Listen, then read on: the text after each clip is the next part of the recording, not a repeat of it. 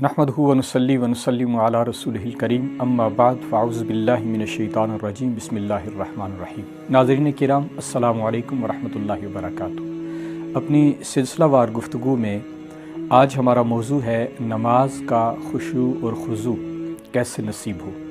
नाज़रीन किराम, नमाज अफ़ज़लुल इबादा है और ये बंदे और रब के दरमियान एक मुनाजात है, एक सरगोशी है और नमाज मोमिन की मेराज भी है, नमाज दीन का सुतून भी है।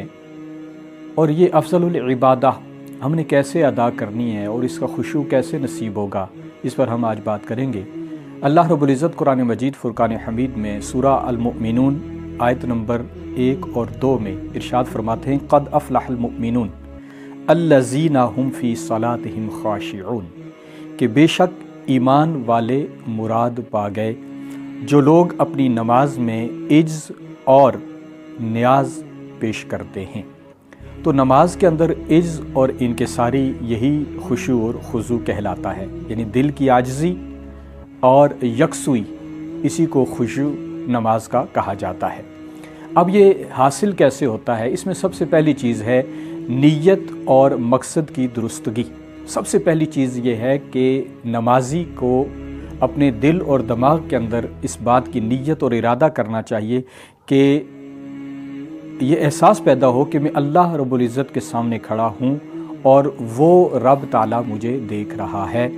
ये शऊर खुशू कहलाता है, यानी इस बात का जहन में, ये गुमान में, ये चीज़ नीयत और इरादे में हो कि मैं रब की बारगाह में खड़ा हूँ, किसी दुनियादार के सामने नहीं बल्कि रब्बे लम यज़ल की बारगाह में खड़ा हूँ। तो ये नीयत का इखलास ये इंसान को खुशू अता करता है। दूसरी चीज़, नमाज के मानी को समझना, यानी जो कुछ हम नमाज में पढ़ते हैं उसका हमें माना और मफ़हूम भी आता हो कि ये जो हम तस्बीहात पढ़ते हैं, सुबहान रब्बियल आला, सुबहान रब्बियल अज़ीम, अत्तहियातु लिल्लाह, अल्हम्दुलिल्लाहि रब्बिल आलमीन, ये जितने भी हम अल्फाज कुरान के या नमाज के हम अदा करते हैं, इसका हमें माना और मफ़हूम आता हो, इससे भी इंसान के अंदर खुशू पैदा होता है। तीसरी चीज़ है बातनी और ज़ाहरी तैयारी।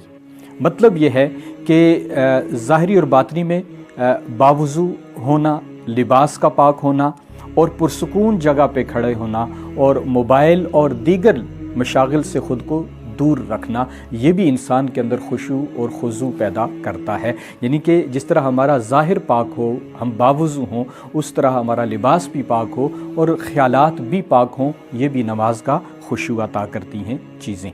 इसके बाद है वक्त की पाबंदी।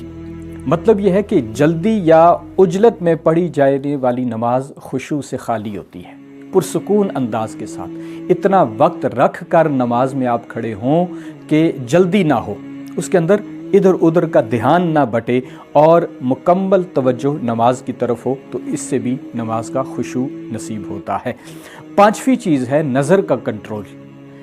नमाज में सजदे की जगह पर नज़र रखें, इधर उधर देखना ये दिल को मुंतशिर कर देता है। तो यकसुई, सजदे की जगह पे नज़र का रखना और दिल और दिमाग का नमाज में रखना, ये भी खुशू और खुज़ू के लिए ज़रूरी है। छठी चीज़ जो नमाज का खुशू अता करती है वो है दुनियावी ख्यालात से बचाओ। यानी नमाज से पहले दिल में ये दुआ करें, अल्लाहुम्मा आइज़ुनी मिनश शैतानिर रजीम, कि अल्लाह मैं आपकी पनाह चाहता हूँ शैतान लाइन से। तो ये जो वसवसा इंसान के दिल और दिमाग में एक शैतान की तरफ से होता है, उसके लिए निजात भी ज़रूरी है और ये भी नमाज का खुशू और खुज़ू अता करती है। सातवीं चीज़ है सजदा और दुआ। सजदे का खुशू ज़रूरी है, यानी सजदा ये वो रुकन है कि जो बंदे को रब के ज़्यादा करीब करता है। तो मुस्लिम शरीफ की रिवायत है जिसमें आका करीम अलैहिस्सलाम ने इरशाद फरमाया कि बंदा सबसे करीब रब के हालत सजदा में होता है, तो सजदे के अंदर निहायत इज्ज़ और इनकिसारी और खुशू और खुज़ू ज़रूरी है। आठवीं चीज़ है हराम से बचना। ये भी दिल का सुकून अता करता है और नमाज का खुशू अता करता है। यानी हराम रिज़्क और निगाह की मुहाफ़िज़त और गुनाहों से दूरी, ये इंसान को खुशू और खुज़ू नमाज का अता करती है। इसके बाद है तसलसल और सब्र। یعنی خشوع ایک دن میں حاصل نہیں ہوتا، بلکہ یہ مسلسل کوشش سے نصیب ہوتا ہے۔ تو ہر نماز جب ہم ان خیالات کی پاکی کے ساتھ ادا کریں گے اور ظاہر و باطن کی طہارت کے ساتھ ہم ادا کریں گے اور اس کے اندر عجز اور انکساری کو رکھیں گے، تو یہی چیزیں ہمیں نماز کا خشوع عطا کریں گی۔ دعا ہے کہ رب لم یزل ہمیں نمازوں کا خشوع اور خضوع عطا فرمائے۔ والسلام۔